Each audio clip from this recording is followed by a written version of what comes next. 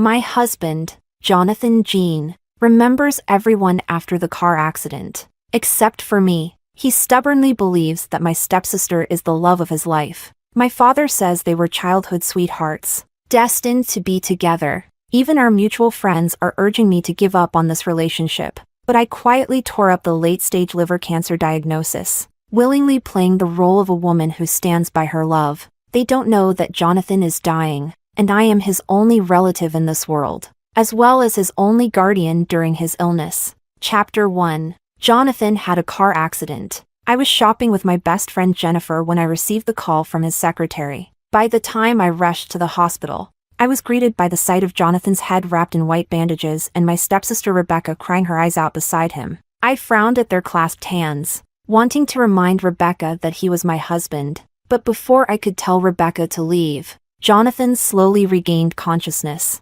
His eyes roamed around the room before landing on Rebecca in front of him. The atmosphere in the room became intimate. He gently wiped away the tears from the corner of Rebecca's eyes with his free hand, as if I, his rightful wife, did not exist. My heart ached deeply. 5 years of marriage had long since faded the passion of youth. Although we couldn't maintain the initial romance, we still respected each other and lived harmoniously. He had never treated me like this in front of others, completely disregarding my feelings. But considering he had just been in a car accident, I chose to swallow my bitterness and softly asked, "Jonathan, are you feeling any discomfort?" Only then did Jonathan turn his head to look at me, asking in confusion, "Who are you?" I nearly lost my balance, staring at him in disbelief. Had he lost his memory? But judging by his interaction with Rebecca, it didn't seem like amnesia. I approached the bed cautiously and tested the waters. "I'm your wife, Celeste. Don't you remember?" Impossible. The only person I love is Becky. How could I have married another woman? My words seemed to anger Jonathan, who immediately denied our relationship loudly. Perhaps due to the emotional upheaval, he clutched his head in pain after speaking, worried something might happen to him.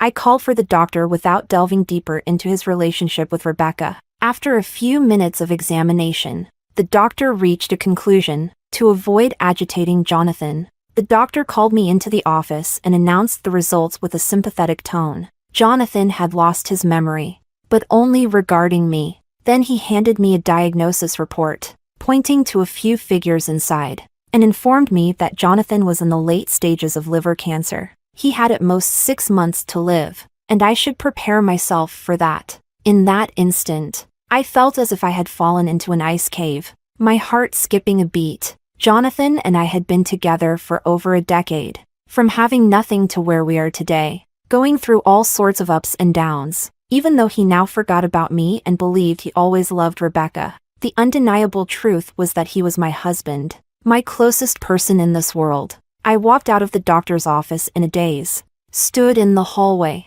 and cried my heart out. Chapter 2. Jonathan and I met in college. He was a student council officer, and I was a freshman. My parents were in the midst of a tumultuous divorce at the time, and I went to college alone. Seeing me by myself, Jonathan took it upon himself to help me with various registration procedures. It was during this time that we exchanged contact information. He was very helpful, assisting me on many occasions thereafter. As a gesture of gratitude, I often treated him to meals, and gradually, a special bond developed between us. We officially became a couple during a trip to Happy Valley. The senior students organized a group ticket because it was cheap, so Jennifer and I decided to go. Once at Happy Valley, I regretted it. Jennifer loved thrilling rides, but I was timid and couldn't participate in many activities. While I was bored waiting for Jennifer, Jonathan appeared. He took me on a few children's rides and then set his sights on the water rafting ride. I still remember that day vividly. As the boat reached the highest point, I closed my eyes in fear. Then, a warm hand pulled me into an embrace. Feeling his heartbeat near my ear, I instinctively clung tightly to Jonathan. When the splashing water hit our raincoats, Jonathan's confession came from above me. "Celeste, will you be my girlfriend?" I looked up to see his raincoat fluttering in the wind, his hair soaked, and love filling his eyes like the rippling water. Resonating within me, my heart raced.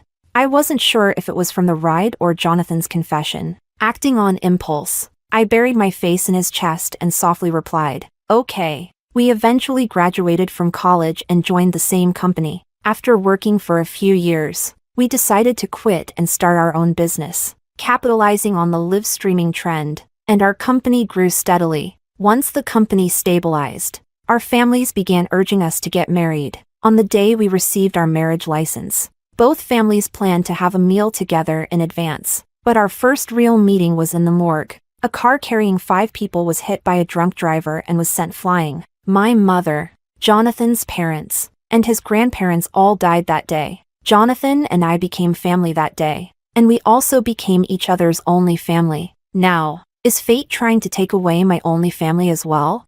In the bustling hospital, my quiet sobbing attracted some attention. Soon, I saw 2 familiar figures in the crowd, my dad and my stepmother. They seemed to be looking for me specifically and walked straight toward me. I wiped away my tears, not wanting them to see my vulnerability, but it seemed they were here to mock me, hitting me where it hurt right away. I heard Jonathan lost his memory and doesn't remember you. He likes our Becky now, so you should know better and divorce him. Hearing the word divorce, I abruptly looked up at them. During the accident, only Jonathan survived. He had just woken up less than half an hour ago, and I had just learned the test results. My dad and his family lived in the south of the city, while the hospital was in the north. The commute time alone was more than half an hour. Moreover, Jonathan and I hadn't had any contact with them for years, so there was no way they could have found out while visiting Jonathan. Why were they so sure Jonathan had lost his memory and forgotten me? How did they get here so quickly?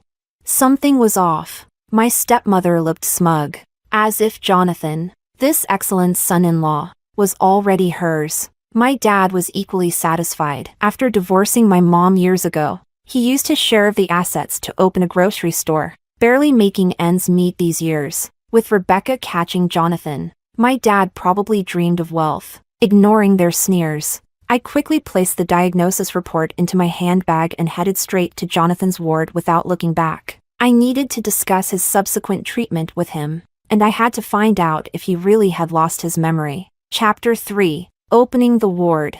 I saw Rebecca feeding Jonathan. I frowned, looking at the tender exchange between their eyes. If I remember correctly, Jonathan injured his head in the accident, not his hands. Catching my gaze, Rebecca's eyes quickly reddened, tears threatening to fall, making her look pitiful. She stood up and nervously explained, "Sister, I was just feeding Jonathan because he was hungry. If you mind." At that moment, I didn't want to compete with her for Jonathan's attention. His condition was the most important thing. I immediately interrupted her. "Miss Zhang, I want to speak to Jonathan alone." But Rebecca wrung her hands, her eyes anxiously darting to Jonathan, seemingly troubled by my words. "Enough." Jonathan cut off my words. The usually composed and reserved Jonathan had reddened eyes. Ignoring the 4 in his hand, he got up from the bed and embraced Rebecca. In his eyes was a disgust I had never seen before, and his words were unfamiliar to me. "I don't know you. Please leave." No wife can accept her husband protecting another woman in front of her, even if the reason might be that he has forgotten about me. I tried to control my anger and stay calm. Jonathan's health was the priority. "Jonathan, I am your wife. I came to discuss your illness with you." Jonathan thought I was referring to his amnesia and dismissed it casually. "Becky has already explained our relationship to me. But now, the only person I love is Becky. Let's get a divorce." The man in front of me became a stranger, reminding me of the first time I discovered Rebecca's existence. Our company was already on track at that time, but socializing and drinking were inevitable. Once, I drank so much that I had a stomach hemorrhage. Jonathan, distressed for me, advised me to become a full-time housewife. I spent 3 days in the hospital on an 4 drip, weak and frail, seeing him equally exhausted from taking care of me. I agreed without hesitation. Later, while cleaning, a double photo fell out of an album. Jonathan was hugging a girl. They looked very compatible. The photo was covered in dust, showing no signs of being touched for a long time. Having been in the business world for many years, I was past the age of being jealous of an ex-girlfriend, so I didn't think much of the photo until one company annual meeting. I saw a woman in an expensive dress beside Jonathan, who turned out to be the girl in the photo. Only then did I find out through a detective that the girl in the photo was Rebecca, my stepfather's daughter and Jonathan's first love. I couldn't help but marvel at my and my mother's taste in men, choosing those who fell for a mother-daughter pair. Before I could bring up Rebecca to Jonathan, she left her job. Jonathan came home on time every day, showing no signs of rekindling old feelings with her. Given the current situation, it seemed their feelings had never truly ended. Despite being angry at Jonathan for keeping his relationship with Rebecca hidden, he was still my husband. I wasn't willing to give up, Jonathan. We've been together for over a decade. I must. Before I could finish, my dad and stepmother entered the ward. They were sweating profusely, as if it had taken a great effort to find Jonathan's room. My dad tried to drag me out of the ward, while my stepmother feigned concern. Celeste, Becky and Jonathan grew up together. Their feelings for each other are no less than yours. Seeing I wasn't leaving, my dad also tried to persuade me. Yes, they were childhood sweethearts. They belong together. Sully, listen to your dad. Don't make things difficult for Jonathan. Divorce him, he said, pulling me out more forcefully. I stumbled and saw Rebecca holding her slightly swollen belly. In a flash, I understood. The amnesia was a ruse to get me to divorce him. Rebecca was probably already carrying their child. I was dragged outside, my dad still trying to persuade me. Why are you being so stubborn? Jonathan has been so good to you. Can you bear to see him troubled?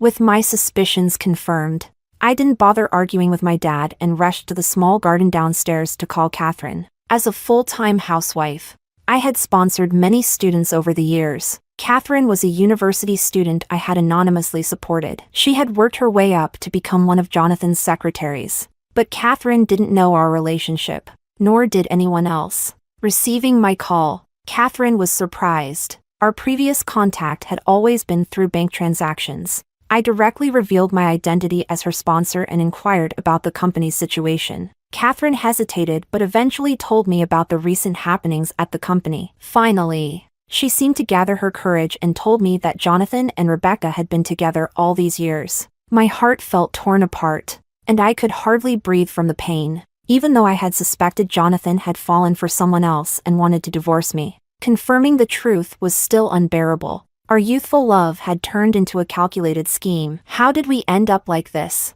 Was it because of the halo of first love? I stayed in the small garden all morning, reminiscing about the past, until Jennifer called to ask about Jonathan.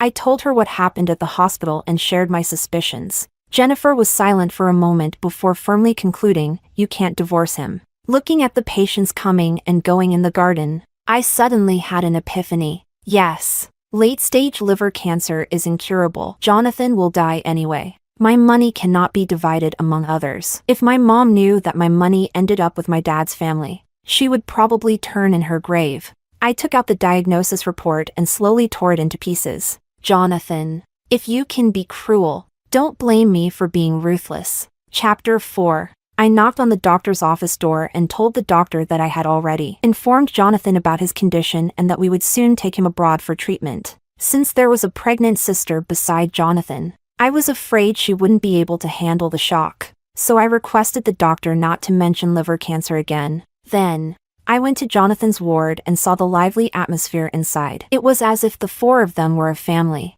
When I entered, Jonathan glanced at me indifferently. I pretended to be deeply in love with him, ignoring his attitude, and walked straight up to him. "Have you really forgotten me?"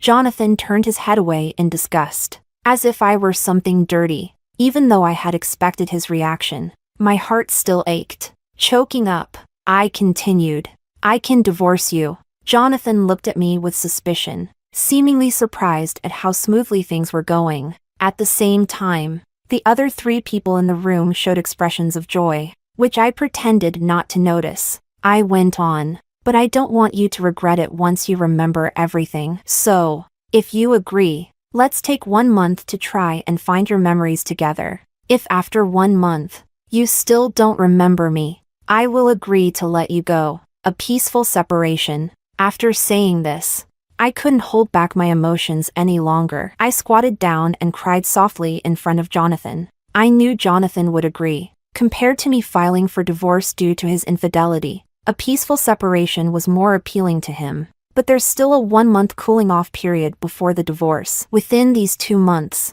if Jonathan can still take care of himself, then I'll admit defeat. After a long while, Jonathan's voice came from above me, filled with barely concealed joy. Just like that time in the amusement park. Okay. Chapter 5. Eager to get rid of me, Jonathan couldn't wait to move back home that night. The car accident hadn't been serious, and aside from his memory loss, he only had a few minor injuries. I prepared the ingredients for a hot pot at home and bought a few bottles of ergot. Jonathan frowned when he saw the dinner. Now, as a CEO, he was used to lavish meals and hadn't tasted heavily oily and spicy food in years. But given that I would agree to the divorce in a month, he didn't say much. I poured the ergot into his glass and thought about our past. When the company was first founded, we were tight on funds. After landing our first client, we celebrated at home with hot pot. Do you remember what you said?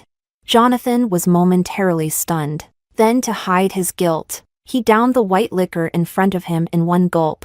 I knew he remembered. That year, we invested all our money into the company, but the company didn't develop smoothly. We took many wrong turns. We squeezed into a small single room, eating discounted vegetables sold after 8 p.m. at the supermarket. Because money was tight. After securing our first order, we didn't dare to celebrate lavishly. We both craved hot pot. So Jonathan went to the supermarket to buy the ingredients, and we cooked it ourselves in our rented room. I still remember him continuously drinking the 5 yuan ergot in front of him, giving me all the meat in his bowl without eating a piece himself. Back then, he said he would give me the best of everything. Now, it seems those were just drunken words. I refilled his glass, put more meat in his bowl, and reminisced about our years together. Jonathan didn't dare look me in the eyes, but due to our agreement, he couldn't leave. He drank in silence all night. When Jonathan finally passed out on the table,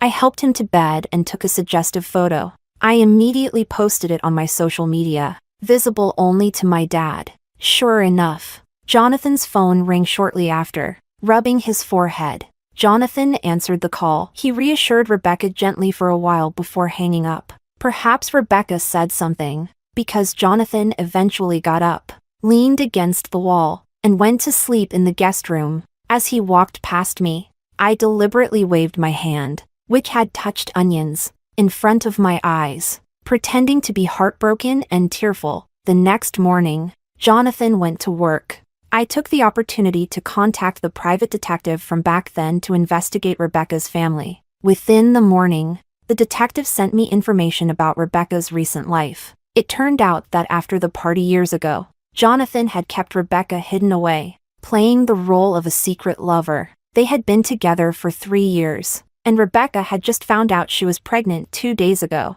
That's why Jonathan was so eager to divorce me, to give Rebecca a legitimate status. The car accident was also part of the plan, designed to ensure Jonathan could divorce me smoothly. Looking at the evidence the detective provided, I felt numb. Jonathan had been with her all along, and I had no idea. No wonder he came home so late every day, using the excuse of not disturbing me to sleep in separate rooms. He had been keeping himself chaste for Rebecca for years. The irony is, I thought Jonathan was being considerate of me. I paid the detective a large sum of money to continue tracking Jonathan. The next day, Catherine called to tell me that Rebecca had been appointed as the administrative manager and had arranged for several of her relatives to join the company. When I heard the names of these relatives, my nails dug deep into my flesh. How dare he?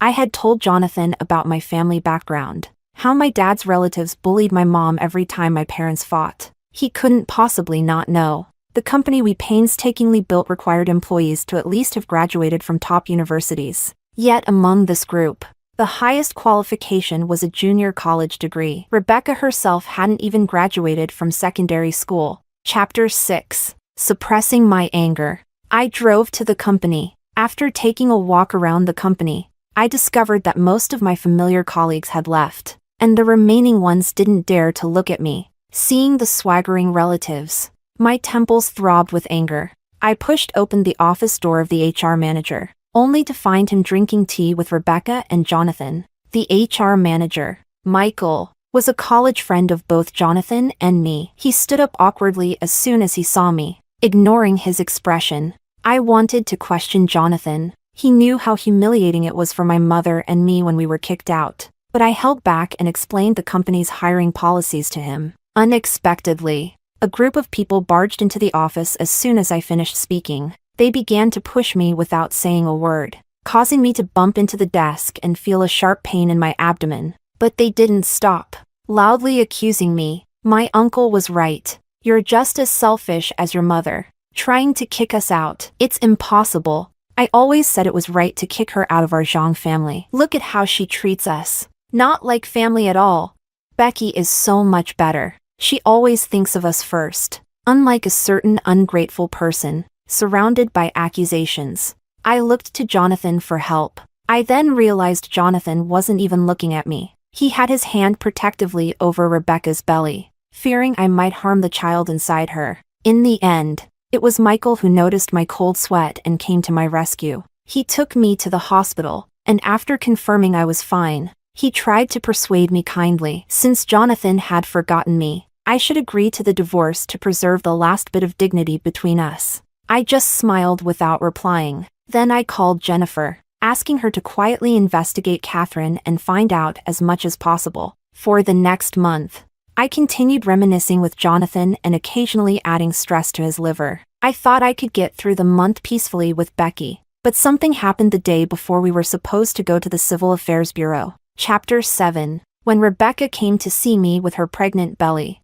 I knew that Jonathan had more ambitious plans than I had imagined. I politely invited Rebecca in. She looked around the living room, her eyes filled with greed. I advise you to divorce Jonathan obediently. He will never remember you. Rebecca raised her chin arrogantly, looking at me with disdain as if Jonathan was already her private property. I glanced out the window. Across the street, my stepmother and father were directing movers in front of a villa, both dressed in designer clothes.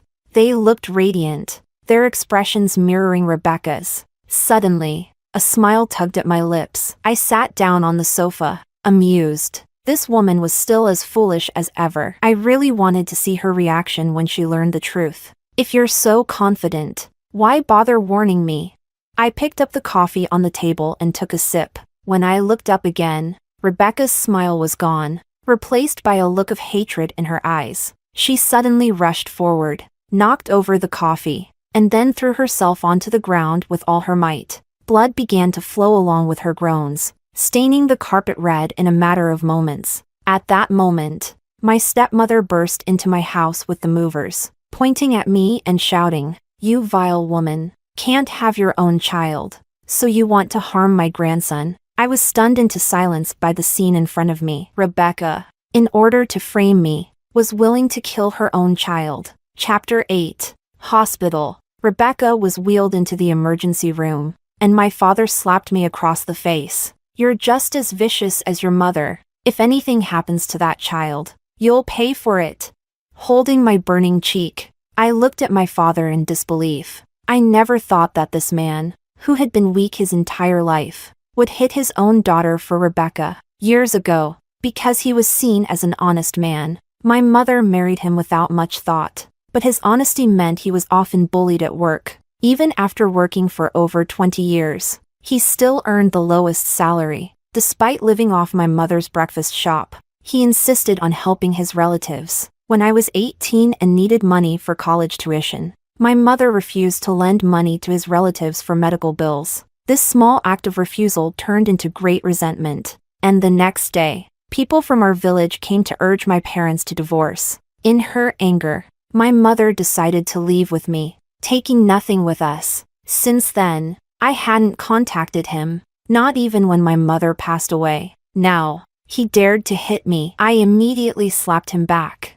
hard, and threatened him fiercely. "If you dare to hit me again, I'll file for divorce in court tomorrow. Not only that, but I'll also file to reclaim the marital property. You can forget about living in that big villa. Don't think I'm a pushover. I'm not afraid of you. I just don't want to stoop to your level." I put all my strength into that slap, knocking my father to the ground. He lay there, stunned. Seeing this, my stepmother forgot about Rebecca in surgery and lunged at me. I didn't dodge. Instead, I kicked her away. Both of them lay on the ground in ridiculous positions. Just then, Jonathan arrived after hearing the news. He helped them up and then turned to me, frowning and scolding. They are your elders. After all, apologize to them.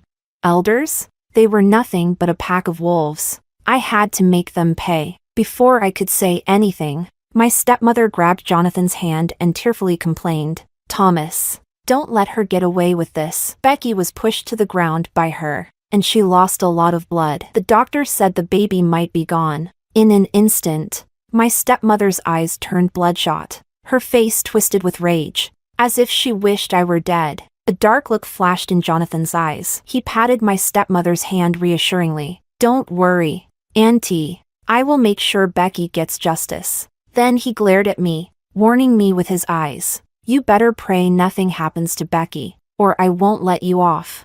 I glanced at the closed doors of the operating room and interrupted him. "She fell on her own. It has nothing to do with me." Jonathan frowned deeply and then harshly reprimanded me. "Celeste, not everyone is as cold-blooded as you. This was our first child, a living being." I looked at him deeply but said nothing. We were supposed to have a child once, at the beginning of the company's founding, but it was bad timing, right when our future was uncertain, and we were overwhelmed with work.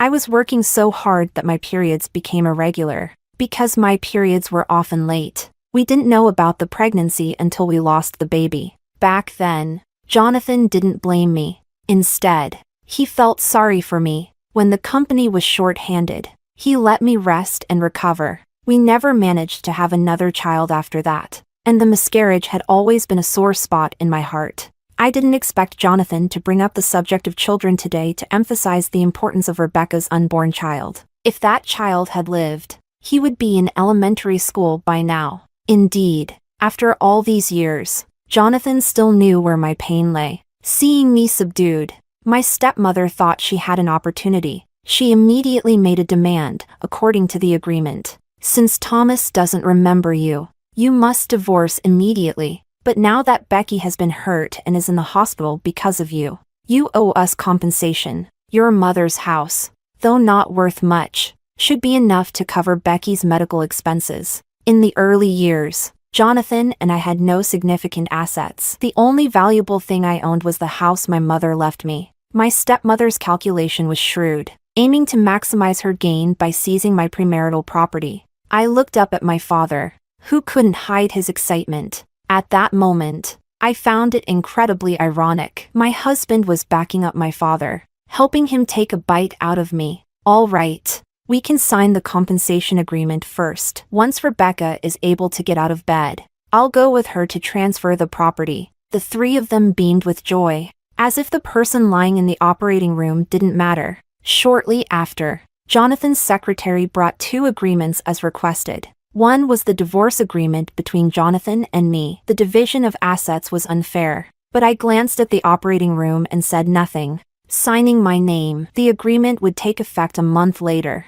on the day we received the divorce certificate. The other agreement was for compensating Rebecca. Effective immediately, Rebecca could come with me to transfer the property at any time. After signing both agreements, Rebecca was wheeled out of the operating room. Upon learning that she had indeed lost the baby, I felt a mix of emotions. Chapter 9. The next morning, as soon as I stepped out of the house, I had a bad feeling. Better safe than sorry. I immediately hired 2 bodyguards. With them flanking me, I left the house with a heavy heart. I hadn't expected my fears to be confirmed so soon. A van began following us as soon as we left. Fortunately, the bodyguards were reliable, and we quickly managed to shake off the trailing van. My mind raced as I tried to figure out who might have hired someone to follow me. Whoever it was a dangerous sign for me. When we finally reached the Civil Affairs Bureau, I found Rebecca and Jonathan already waiting. As soon as I stepped out of the car, a strong force pulled me back inside. Before I could react, the car door was smashed and deformed. The van had rammed into us. They were trying to kill me. My mind went blank. and I started shaking uncontrollably, nearing a state of shock. When I finally got out of the car, the van driver had already been subdued by the bodyguards. The air was thick with the smell of alcohol. I looked at the driver, and his snarling face began to merge with a memory. It was Samuel, the drunk driver who went to prison years ago. My mother and Jonathan's family had died under his wheels, and now he was trying to use the same method to kill me. Why? I didn't even know him. The police investigation back then had found no connection between our families and him. Why did he want to kill me? What benefit was there in killing me? As I pondered this, I suddenly turned to look at Jonathan. His face, sallow from liver cancer, showed hatred and frustration, but no surprise. I remembered the helpless look on Jonathan's face outside the court. His eyes red as he asked me, "Why can't a murderer pay with his life?" It turned out he had never given up on getting Samuel to pay with his life, even if it cost me mine. Seeing Jonathan standing there motionless, my heart suddenly calmed. He had never intended to divorce me. He wanted to inherit everything after my death. But why pretend to have amnesia? With such poor acting skills, he couldn't have fooled me. Or perhaps he never intended to hide his fake amnesia from me in the first place. Unable to make sense of it all, the police arrived. As the police handcuffed Samuel, Jonathan walked over. He handed a USB drive to the police, saying, "I want to report Samuel and Rebecca for attempted murder." This is the surveillance footage from the hospital room. Rebecca's face turned deathly pale. She looked at Jonathan in disbelief and said, "You set me up?" Jonathan remained indifferent, looking at her with nothing but disgust. He coldly said, "It was you who gave up on me first. How dare you ask me to marry you after I became successful? Just because my mother refused your unreasonable demands, you had your lapdog kill them. All these years, I've been waiting for a chance to bring you to justice. Finally, I've got it. Do you think I pretended to have amnesia out of love? Did you really think I had fallen for you?" Jonathan's eyes glistened with tears as he spoke, gripping Rebecca's hand tightly to prevent her from escaping. Rebecca struggled, trying to break free from Jonathan's grasp. "No, you can't do this. I was pregnant with your child." "My child?" Jonathan sneered. "If it was my child, why did you have a miscarriage the day after I mentioned a paternity test?" "It was Celeste. She pushed me." Rebecca suddenly remembered. She looked at me and commanded, "Celeste, if you can persuade Jonathan, I won't hold you accountable for causing my miscarriage." I clenched my fists, remembering the bloody sight of my mother, and wanted nothing more than to tear her apart. How dare she? Those were 5 living, breathing lives. Before Rebecca could be taken away, I stepped forward and slapped her. Then I whispered in her ear, "Don't worry about it. For extortion and blackmail, that house is worth $3 million. That's enough to put your mother behind bars for 10 years. Rebecca stared at me with wide eyes. She knew that if her mother went to jail, she was finished. She began to shout hysterically, "Celeste, you bitch. You'll die a miserable death."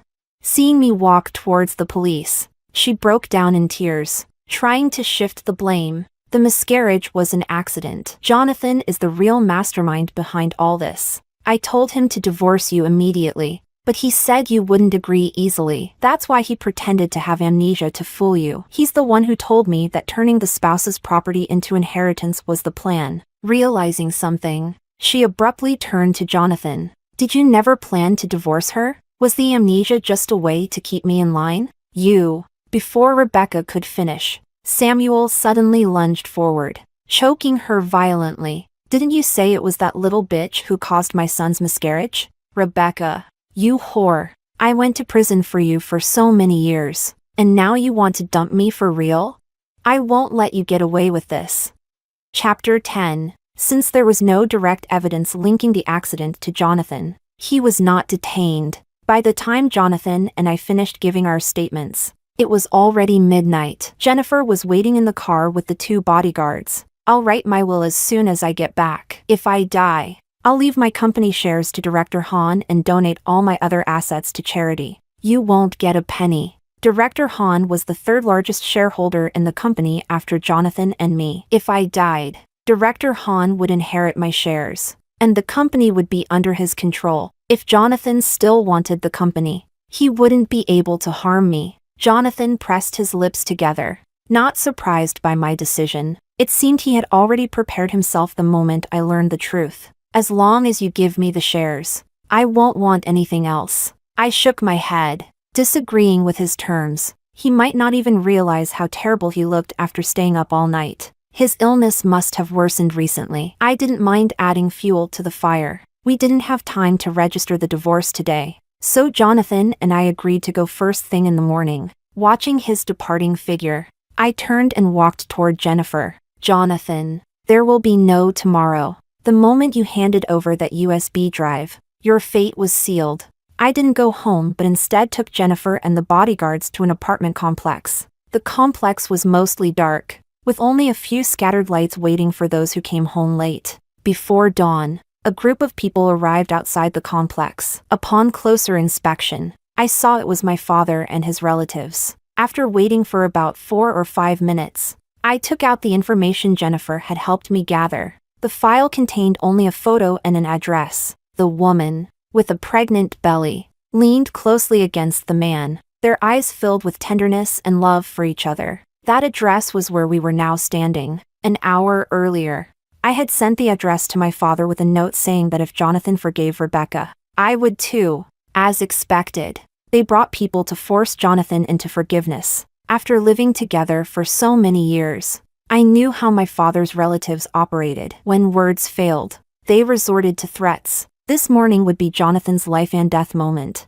I stood at the entrance of the complex for about 30 minutes before I heard the sound of an ambulance. As the paramedics loaded the patient into the ambulance, Jennifer and the bodyguards kept the others at bay. Facing Catherine's shocked expression, I smiled at the doctor and said, "I'm the patient's wife. Let's go." Chapter 11. Jonathan is the person who knows me best in this world, and I am the person who knows him best. I always thought Jonathan wanted to provoke me into divorcing him quickly so he could give Rebecca's child a legitimate status. When I received Catherine's call, I was indeed infuriated. However, while waiting at a red light, I suddenly recalled Catherine's resume. Coming from a poor background, yet resilient and determined, she ranked in the top 10 in the city for the college entrance exam that year. After graduation, she joined Jonathan's company directly. An extremely outstanding young woman. Moreover, I had seen her photo. She was a natural beauty without makeup. Jonathan, who could abandon his heavy and spicy food preferences to match his status, would never be attracted to a useless woman like my stepsister. Even I couldn't figure out what about her could captivate him. Over the years, many people tried to latch onto Jonathan, but he rejected them all. If it was just the halo of a first love, Jonathan wouldn't have bent over backward for her to the point of bringing her relatives to work at the company, especially since my mother once tried to help these relatives find jobs, but they only wanted to take it easy. Now, it was even more impossible for them to change their ways and work hard at the company. And with my stepsister's character, how could she tolerate the presence of someone like Catherine around Jonathan for years?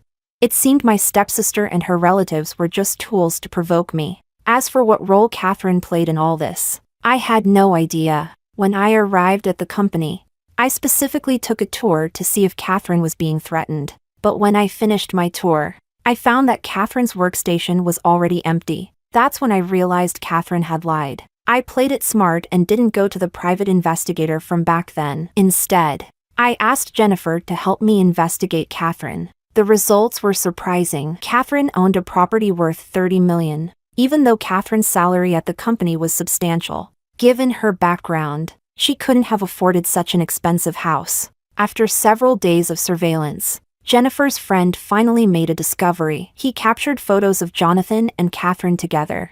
That's when I realized the person who destroyed our marriage was the poor student I had sponsored. The private investigator I hired had long been bought off by Jonathan, so I decided to play along and wait for Jonathan to make his move. After all, he didn't have long to live, and I was just waiting to send him to the hospital. I initially thought he merely wanted to make me give up and divorce him quickly, but when my stepsister fell, I realized Jonathan had bigger plans. In the hospital, Jonathan never once glanced at the operating room. There was even excitement in his eyes. This was also why, when I felt uneasy the next morning, I immediately hired bodyguards without hesitation. When he reported Samuel, I knew he intended to use Samuel to kill me. He never planned to divorce me. He wanted my inheritance. Through his fake amnesia, he gradually provoked me, hoping I would retaliate against Rebecca, thereby making Samuel come after me. But I didn't react as he expected. Instead of going crazy and targeting Rebecca in my rage, Jonathan had to act himself. Samuel's old case had passed the statute of limitations, making it impossible to reopen it. Years ago, Rebecca had persuaded Samuel to drive drunk and kill. If Jonathan could convince Rebecca again, Samuel would commit another crime. He could still bring Samuel to justice. His tender act while pretending to have amnesia was not only to make Rebecca fall in love with him but also to make her realize that the wealth she saw could have all been hers. Human greed can be limitless, especially for a gold digger like Rebecca. By buying Rebecca houses and cars and bringing my father's relatives into the company, he gradually filled Rebecca's desires. What made her truly determined was the paternity test. Samuel's child became an obstacle to her marrying into wealth and entering high society. She blamed the miscarriage on me to deepen Jonathan's guilt and to give Samuel a reason. It was a perfect excuse to make Samuel go after me. Jonathan was smart throughout it all. He only betrayed our marriage. As my only relative, he could still inherit my estate. He planned well, but he didn't account for his limited time. A mere push from my father's relative left him incapacitated. Jonathan fell into a coma after being hospitalized. As his only guardian, I ensured he received the best treatment and sent him abroad. By the time Catherine found out, Jonathan's organs were already failing, and I was discussing selling my shares with several directors. Even after selling the company, I could still enjoy the life I once had. The caregiver I hired told me that Jonathan had started to regret his actions and wanted to see me. I didn't go to see him. There is no cure for regret, and I no longer needed his remorse. Moreover, I had come to enjoy the freedom of being a wealthy single woman. I could do whatever I wanted without considering Jonathan's feelings. I heard that Catherine had used all her resources to find Jonathan but couldn't locate him. I knew she wanted to establish their child's legitimacy while Jonathan was still alive to claim part of the inheritance. How could I let her succeed? I immediately informed the hospital to cease treatment and let Jonathan fend for himself. After Jonathan died, I had his body cremated and liquidated his assets. Selling his shares, I discovered that over the years, he had spent a considerable amount on Catherine, while he only bought Rebecca a refurbished car and paid the down payment for the villa. It was clear whom Jonathan truly loved. I applied to the court to reclaim the marital property. Catherine, in the end, returned to her hometown with her newborn child. I didn't make things difficult for her. When Mr. and Mrs. Jean were alive, they treated me well, so I considered this leaving a legacy for the Jean family. As for my father's family, after recovering the down payment, they came to me with the compensation contract. I immediately had my bodyguards and lawyers block them and sued them for extortion and fraud. After noticing Jonathan's odd behavior, I had installed hidden cameras in my home, which captured Rebecca's staged performance. The contract was evidence of their fraudulent scam. Jonathan knew the loopholes in the contract, but he didn't stop me. It seemed he hated everyone around Rebecca and wanted my father's family in jail as well. Seeing my stepmother beat and kick my father after I mentioned the fraud charges, shouting, "Look at the daughter you raised. Not only did she get our Becky into prison, but she also wants us in there too." Watching the farce before me, I felt immense satisfaction, finally avenging my mother. As for Samuel and Rebecca's case, it is still under investigation. I heard that the police found new evidence suggesting that Jonathan's liver cancer was caused by Samuel's prolonged poisoning. In the apartment Jonathan rented for Rebecca, Samuel applied the drugs to Jonathan's toothbrush and utensils. He wanted Rebecca to quickly inherit the estate after marrying Jonathan, so they could reunite as a family of 3 soon. However, he feared Rebecca might ruin things, so he didn't tell anyone about it. In the end, it worked out in my favor. Leaving the lawyer to negotiate with my father's family, I walked out of the villa. I called Jennifer, and her excited voice came through the receiver. "What's up, my rich lady? Let's go shopping today. It's on me."